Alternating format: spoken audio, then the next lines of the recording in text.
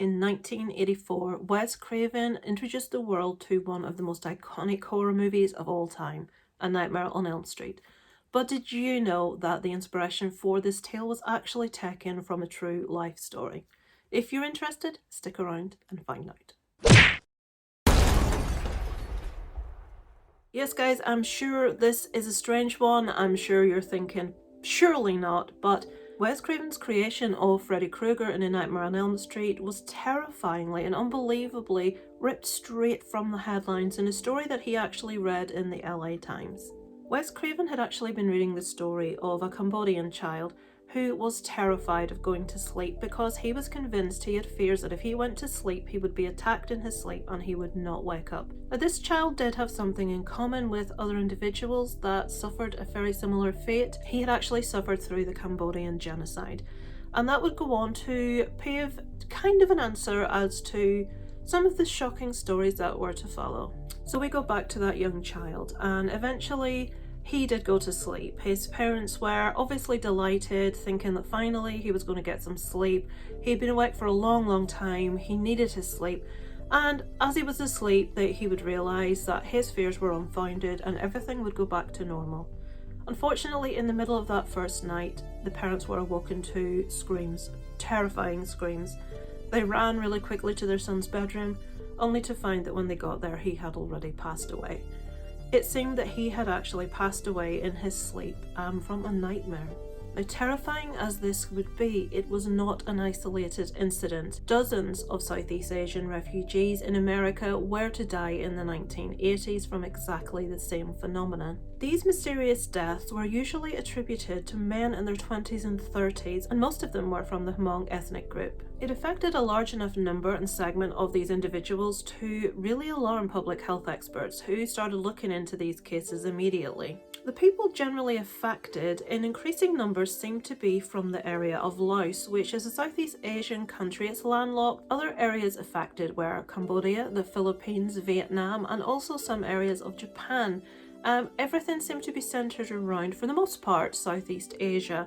China had no cases, and this was really beginning to completely stump public health experts. So, to give you a little bit of history as to something that could be behind the phenomenon, the Hmong minority group were actually persecuted for a long time after being recruited by the CIA to fight North Vietnamese soldiers during the Vietnam War. More than 30,000 Hmong soldiers helped the US to fight communism in the Northern Highlands, where they actually themselves lived, but they were dying at a rate of 10-1 against the actual American soldiers.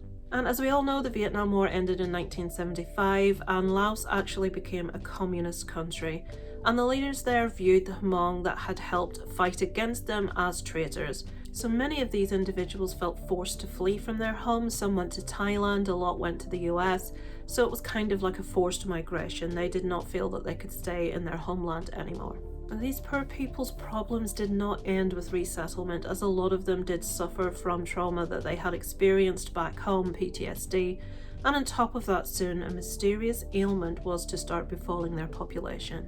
Now, Wes Craven would be reading articles back in the late 70s and the early 80s that were publicised with such headlines as "Mysterious Fatal Malady Striking Hmong Men" and "Night Deaths of Asian Men Unexplained." Now, obviously, anything surrounding death does tend to intrigue people if they can't find an explanation, and these deaths started to happen quite frequently, and people really had no answers. In a 1981 article, we followed the story of a man that relocated from a camp in Thailand. He relocated to the US, but shortly after settling in his new country, Yong Lang Tao would die in his sleep with his wife beside him in tears. He was actually the fourth Hmong man to actually die in exactly the same way in the previous 9 months. It was said in the previous couple of years 13 men had died of exactly the same reasons. And to give you some other figures, since April 1983, 130 Southeast Asian refugees are said to have died in the same way of crying out in the middle of the night and being found dead in their sleep. So this is obviously a real problem.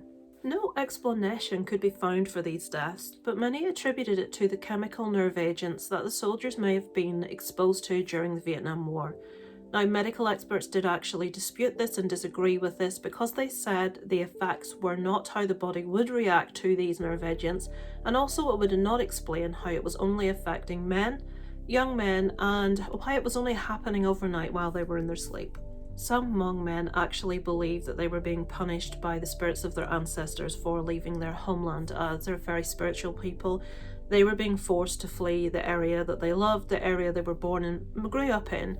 As a forced exile, they didn't want to, but they were forced into this situation, and some of these poor men felt that they were being punished for that very reason. The fatal ailment was later categorized as sudden unexplained nocturnal death syndrome.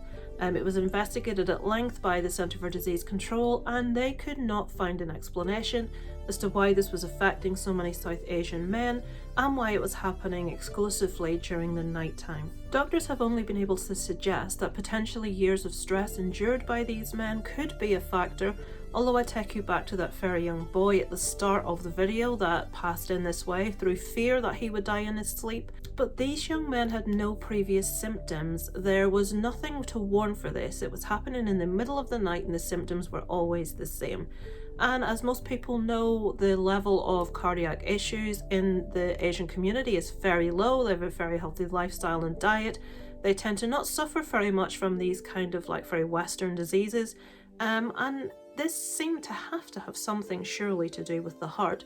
So obviously autopsies were performed on these individuals to see if an answer could lie there. So autopsies were performed, and indeed they did find that there was an issue in the hearts of these individuals. These individuals had no previous history of any heart condition, but the autopsy actually showed a failure or a defect in the conduction system within the heart. The fibers that carry electrical impulses from the brain to the heart were actually frayed and curled at the end, almost as if their heart had shorted out, had just stopped. An explanation for this very potentially could be a sudden fear, a sudden shock, potentially a nightmare. Could a nightmare potentially have caused this damage to their heart and led to them dying? The doctors have no more answers than what they found in the cases of these individuals' hearts, but as I said, there were no previous ailments, there were no previous issues, these men were all fit and healthy. Nobody could actually say why the hearts were in this condition, why these men had died in the middle of the night in their sleep, and why they all cried out and shouted in fear and then were found dead. The only answer the doctors have been able to provide is that a random electronic discharge had overloaded their hearts and caused it to short out. Could this potentially have been a nightmare? To this day, we have no more answers as to what happened to these poor individuals. Could it have been years of stress? Why was there no other factors within their heart apart from this sudden shortage out? Why was this young boy, although he had been caught up as a refugee, so potentially he had those same stresses and worries, why was he terrified he would go to sleep and he wouldn't wake up?